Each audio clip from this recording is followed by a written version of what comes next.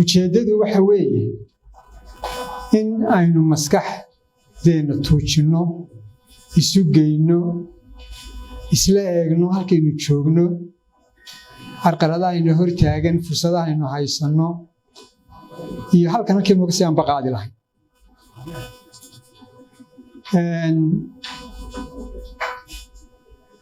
sidii la soo jeediyey waxaan runtii jeclaan lahaa dhacdadan inay noqoto mid sanadla ah wuxuun baan ku dari lahaa waxaa fiicnaan lahayd iyada laftigeeda in loo sameeyo guddi wadajira oo hubisa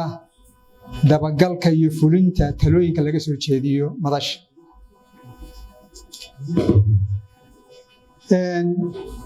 haddii aynu nahay Somaliland wax badanna way noo qabsoomeen wax badanna way naga qabiyo waxyaabaha inoo qabsoomay haddaan tusaalayaal soo qaato 20 sanadoodii u dambeeyey magaalooyinkeenu amba way laba laameen amba way saddex laameen koritaan runtii aad iyo aad u weyn bay sameeyeen qofkii Hargeysa ay ugu dambeysay 20 sanadood ka hor 2002 hadduu maanta yimaado ma garteen magaalada xagga kaabayaasha waxaynu ku dhiiranay oo hirgelinay inaynu dhisno wado 248 kilomitir oo isku xidha Ceerigaabo iyo Burco iyadan cidina inaga caawin waxaan kale ku guuleysanay inaynu casriyeeyno dekadii Berbera airport casriye ka dhisno free zone samayno wadaad qurux badan oo isku xidhaysa Berbera iyo Hargeysa samayno intaas waa weynoo hirgashay waxaynoo hirgeliyey maalgashadayaal iyo saaxiibo inaga caawiyey xagga maaliyadda iyo isgaarsiinta runtii waxaad odhan kartaa Somaliland waxay ku jirtaa safka hore kaga jirtaa caalamka saad iyo e-dahab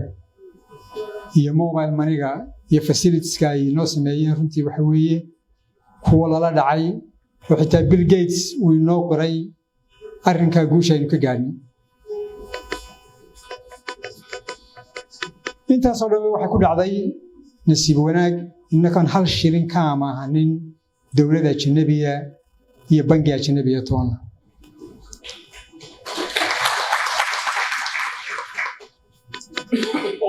maanta waxaa laga hadlaa had iyo jeer culayska deynta saaran qaaradda Afrika oo in badan la yiraahdo waxay ka qaateen waddanka Shiinaha inagu wax deynaynu qaadano laynoo haystaa maanta ma jirto haddaad miisaaniyadda Kenya isu taagto xagga hore waxaa kaga jira safka bixinta interest-ka deymaha lagu leeyahay dalka inaka miisaaniyaddeena kuma jirto waxaa jira wadamo fara badan oo la aqoonsan yahay oo deeq la siiyo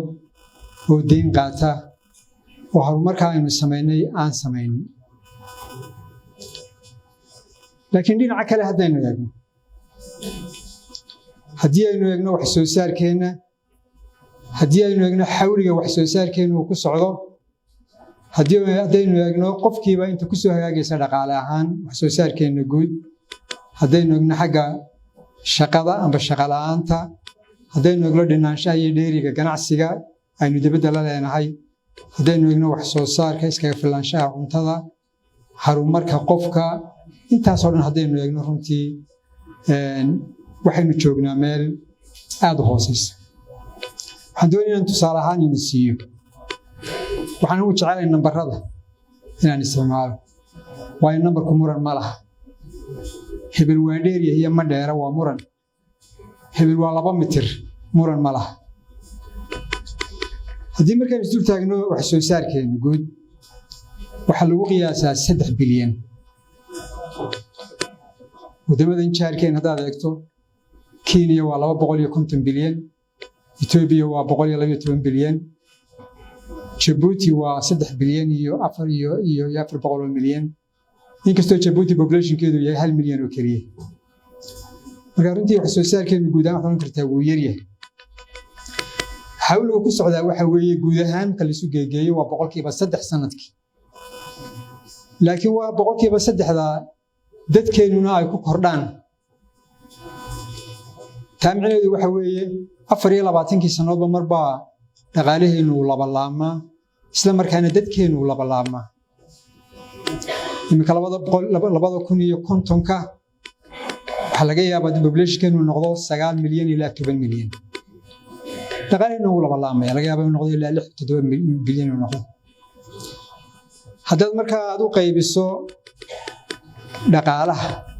dadka haddaad u qaybiso halkii bay taagan waayo waxa weeye shilinkii dhaqaalaha kordhaba af baa ku soo kordhaya si guud ahaan dhaqaalaheenu kor ugu kaco waxaynu u baahannahay in dhaqaaluhu ku koro 5%, 6%, 7%, 8% baynu u baahannahay xagga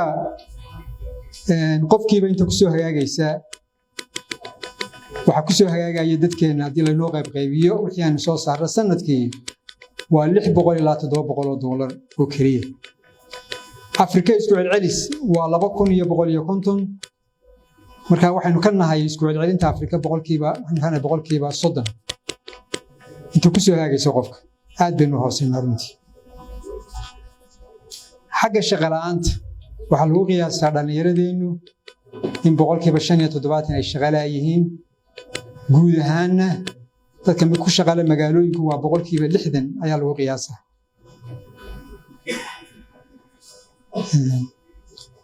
haddii aynu eegno xagga ganacsiga waxaynu soo iibsino dibadda ka keenno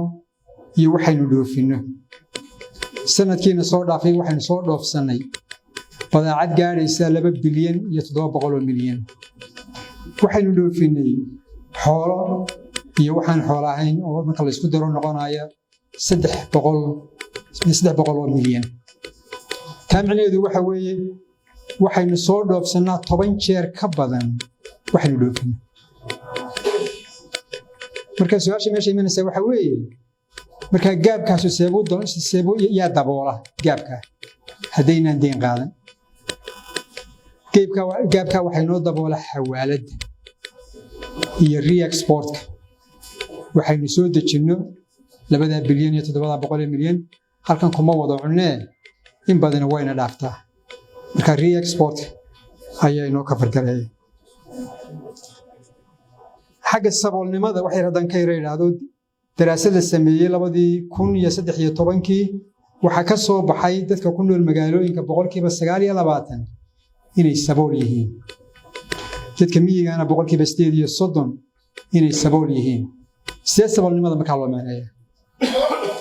barigoori waxa lagu macneeyay jiray qofka uu soo galo $1 wax ka yar maalintii waxa loo leeyahay waa sabool khadkii saboolnimadu hoos uga dhacay imika laakiin guudaan waxa la leeyahay $2 hadana ascaarta isbedeshay qofka dakhligiisu $2 ka yar yahay maalintii marka waxa loo leeyahay waa sabool marka runtii waxay nagu badan saboolnimada 30% 1/3 dadkeenu waxa weeye waa sabool xagga markay timaado iskaga filaanshaha cuntada qadada markaynu u fadhiisano miiska waxa la soo dhigo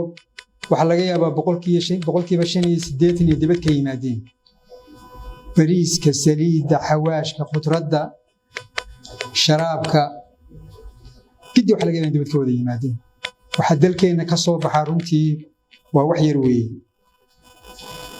inta yareen wax ka beeranno dhulkanu beerana ma badna tayada wax soo saarkiisu aad buu hooseeyaa hektarkiiba waa 100 mitir ilaa 100 mitir isu geyn waxa ka soo baxa 600 kiilo ilaa 800 kiilo wadankeena Soomaaliya haddaynu Kenya kale ka soo qaadano tusaale waxa uga soo baxa 2,000 kiilo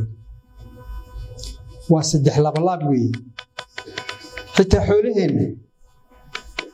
saca aan bahasha irmaan waxa laga maalaa maalintii litir ilaa 2 litir inka Kenya kale waxa weeye waa 7 ilaa 9 litir marka halkeenu joogno iyo halka dadka kale gaareen runtii gaab weyn ayaa u dhaxeeya haddii aynu isdul taagno tiro soo koobaysa guud ahaan saynu ugu tacabnay dadkeenu la yidhaahdo Human Development Index innaka tiradeena bay scorekeenu waxa weeye waa 0.361 aad buu hooseeyaa Kenya waa 2 laabkeen waa 0.6. Norway dunida ugu sareysan waxa weeye waa 0.957. 0.957 iyo 0.36 farq weyn baa u dhaxeeya. waxay muujinaysaa intaynu u baahanaynu ku tacabno dadkeena. Indexkaas wuxuu mideeyaa cimriga iyo caafimaadka iyo aqoonta iyo nolosha. Saddex marka la isu geeyo ee sawirba ku siinaya halka aad ka taagan tahay caalamka. meel hooseynu ka taagannahay. dooni maayo inaan idinkaga nixiyo laakiin waa xaqaa'iq jiro weeye. waa sababtaynu isugu nimi. haddii dee wax kaa khaldan yihiin amba mataqaana kaa dhiman yihiin waxaad u baahantay in arrin ka yeelato. waa arrin u baahan in arrin laga yeesho. waa laga yaabaa inay isweydiisaan tirahdaan okay wasiir haddii aad dowladda tihiin maxaa laga qabtay arrimaha aad sheegtay dhibaatooyinkaa taagan. dhowr wax baa runtii laga qabtay si aynu u dhiiri gelinno wax soo saarka. waxaynu ka dhaafnay cashuurta wax allaaliya wixii loogu talagalay ku socda warshado iyo beero iyo kalluumaysi. 6 bilood ee sanadkan ugu horreeyay waxaanu cashuur ka dhaafnay lacag gaadhaysa 17 milyan oo dollar. waxaa kaloo aanu samaynay inaan cashuurta kor ugu qaadno si aynu u ilaalinno waxyaabaha gudaha ka soo baxa. beri baa jiri jirtay xitaa biyaha laga keeni jiray Yaman oo beedku inooga iman jiray Turkiga ama meelo kale. iminka inta badan biyaheena inakaa samaysana beedkeena inakaa soo saara. waayo waxaanu siinay tax protection si loo dhiirigeliyo shaqo abuurka dhalinyarada. khaasatan waxaanu samaynay sanduuq loogu talagalay in lagu kaabo dhalinyarada firfircoon ee fikirka la timaada shaqo abuur. si loo xoojiyo beeraha xaruntii tijaabada abuurayn waxaa loo qoray niman khubaraa waana laga saaray wasaaradda waana la dhaqaaleeyey. waa runtii haddaynu doonayno kor u qaadno wax soo saarkeena beeraha xitaa inagoon kordhinbaba beeraha aynu beerno laakiin intaynu beerano ayaynu kor u qaadi karraa. waxa ka soo baxa labalaabi karraa saddex labalaabi karraa haddaynu helo abuurkii loo baahnaa iyo bacrimintii iyo tacabkii kale. waxaynu kaloo samaynay inaynu fududayno ciddii doonaysa inay samaystaan ganacsi amba shati ganacsi doonaysa. waxaa dhici jirtay inuu qaato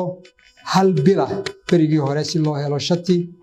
imika wuxuu ku dhammaanayaa 2-3 casho. si aynu u soo jiidanno maalgashiga dibadda sharci xeer baynu samaynay oo ansixinay. xeerkaas runtii wuxuu siinaya tashiilaad badan buu siinaya dadka ajnabiga doonaya iyo muwaadiniintaba. dad akhrido xeerka maalgashiga iyo muwaadiniintaba oo u badan cashuur dhaaf. horta intaaba waynu samaynay laakiin sidii haddeertaan idhi intaaynu samaynay kuma filla sidii ay xal ugu noqon lahayd dhibaatooyinkii aanba hoos dhicii markii hore aan soo tahay. ujeeddada shirkan markaa waxa weeye nambaradeennu waa kuwaas. waxaynu doonay halkaa inaynu ka ambaqaadno oo kor u kacnee maxaa tala ah, maxaa keenay, maxaa carqalada, maxaa fursada. halkaa halkee baan nooga sii dhaqaaqayna. intaa waxaan u daynayaa panelka discussionka ayaan u daynayaa